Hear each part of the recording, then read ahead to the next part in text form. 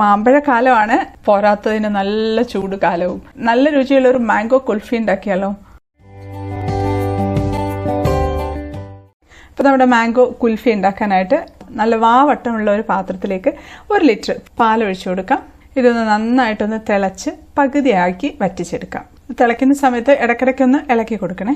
സൈഡിൽ നിന്നുള്ള ആ പാടയും എല്ലാം ഒന്ന് തട്ടിയിട്ടൊന്ന് കൊടുത്തിരുന്നാൽ മതി. ഇടയ്ക്ക് ഒരു മീഡിയം ഫ്ലെയിമിൽ വെച്ച് അങ്ങ് വറ്റിച്ചെടുക്കാം. ഇനി ആ സമയത്ത് തന്നെ നമുക്ക് 2 മാങ്ങ ചെറിയ കഷ്ണങ്ങളാക്കി അങ്ങ് മുറിച്ചെടുക്കാം.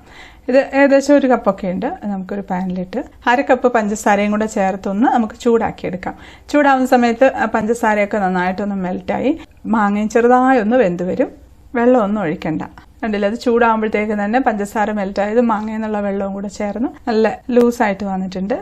കുറച്ച് സമയം ഒന്ന് തിളപ്പിച്ചതിന് ശേഷം നമുക്ക് ഇത് ഓഫാക്കി ഒന്ന് തണുക്കാനായിട്ട് മാറ്റി വയ്ക്കാം. പാല് നന്നായിട്ട് കുറുകി പകുതിയായിട്ട് വന്നിട്ടുണ്ട്. ഇനി ഇത് രണ്ടും ഒന്ന് തണുത്ത് വരട്ടെ. ഇപ്പോൾ നന്നായിട്ട് തണുത്തിട്ടുണ്ട്. നമുക്ക് മിക്സിയുടെ ജാറിലേക്ക് ഇട്ട് കൊടുക്കാം. അതിൻ്റെ കൂടെ തന്നെ വറ്റിച്ച് വെച്ചിരിക്കുന്ന പാലും കൂടെ ഒഴിച്ചു കൊടുക്കാം. നമുക്കിതൊന്ന് ചെറുതായിട്ടൊന്ന് ക്രഷ് ചെയ്തങ്ങെടുക്കാം. നന്നായിട്ടങ്ങ് അരഞ്ഞു പോകണ്ട. ചെറുതായിട്ട് മാങ്ങയുടെ കഷ്ണങ്ങളൊക്കെ കിടക്കുന്ന തരത്തിലൊന്ന് അടിച്ചെടുക്കാം. അപ്പോൾ അത് അടിച്ചെടുത്തിട്ടുണ്ട്. ഒരു ബൗളിലേക്ക് ഒഴിച്ചു കൊടുക്കാം. ഇതുണ്ടല്ലേ, കുറച്ചൊന്ന് അടിഞ്ഞിട്ടുണ്ട്, എന്നാൽ ചെറിയ ചെറിയ തരികളും ഉണ്ട്. അത് മതി. തീരെ അരയാതിരുന്ന മാങ്ങയുടെ ഫ്ലേവർ ഇട്ട് വരികയില്ല. നമുക്കിതിലേക്ക് കാഷ്യൂനട്ട് ക്രഷ് ചെയ്ത് ചേർത്ത് കൊടുക്കാം. പിസ്ത ഉണ്ടെങ്കിൽ പിസ്ത ക്രഷ് ചെയ്തതും കൂടെ ഇട്ട് കൊടുക്കാം. ഇനി നമുക്ക് വേണമെങ്കിൽ ഏലക്കാപ്പൊടിയുടെ ഫ്ലേവർ ഇഷ്ടമാണെങ്കിൽ ചേർത്ത് കൊടുക്കാം കേട്ടോ. ഇതിന് മാംഗോ കുൽഫി ആയതുകൊണ്ട് ഞാൻ ചേർക്കുന്നില്ല. ഇതിൽ നമുക്ക് വേണമെങ്കിൽ ഒരു 4 ഡ്രോപ്പ് വാനില എസൻസ് ചേർത്ത് കൊടുക്കാം. ഇല്ലെങ്കിലും കുഴപ്പമൊന്നുമില്ല. ഇപ്പോൾ നമ്മുടെ കുൽഫി മോൾഡൊക്കെ എടുത്ത് വെച്ചിട്ടുണ്ട്. ഇത് നമുക്ക് ഒഴിച്ചു കൊടുക്കാം. ഈ കുൽഫി മോൾഡ് ഞാൻ ആമസോണിൽ നിന്ന് വാങ്ങിച്ചതാണ് കേട്ടോ. ലിങ്ക് ഞാൻ ഡിസ്ക്രിപ്ഷൻ ബോക്സിൽ ഇട്ടേക്കാം. ഈ മോൾഡ് ഇല്ലാന്നുണ്ടെങ്കിലും ഒരു കുഴപ്പമില്ല. നമ്മുടെ വീട്ടിലുള്ള സാധാരണ സ്റ്റീൽ ഗ്ലാസ് എടുക്കാം, ഇല്ലെങ്കിൽ പേപ്പർ കപ്പ് എടുക്കാം. എന്നിട്ട് ഒരു പ്ലാസ്റ്റിക് കവർ വെച്ച് ഒന്ന് അടച്ച് റബ്ബർ ബാൻഡ് ഇട്ടൊന്ന് ടൈറ്റ് ആക്കിയിട്ട് അതിലൊരു തുളയിട്ട് കൊടുത്ത് അതിലേക്കൊരു പ്ലാസ്റ്റിക്കിൻ്റെ സ്പൂണോ അല്ലെങ്കിൽ സ്റ്റിക്കോ ഇറക്കി വെച്ച് കൊടുക്കാം.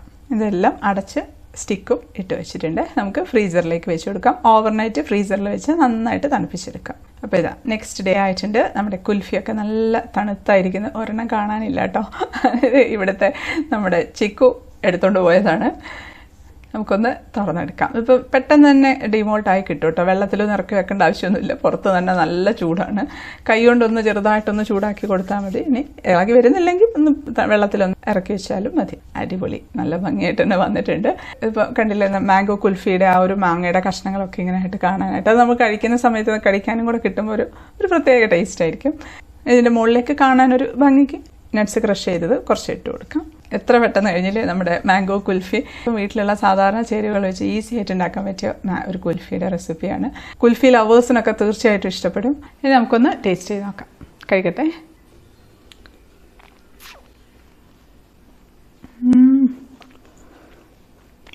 നല്ല മാങ്ങയുടെ ഫ്ലേവർ ഉണ്ട്.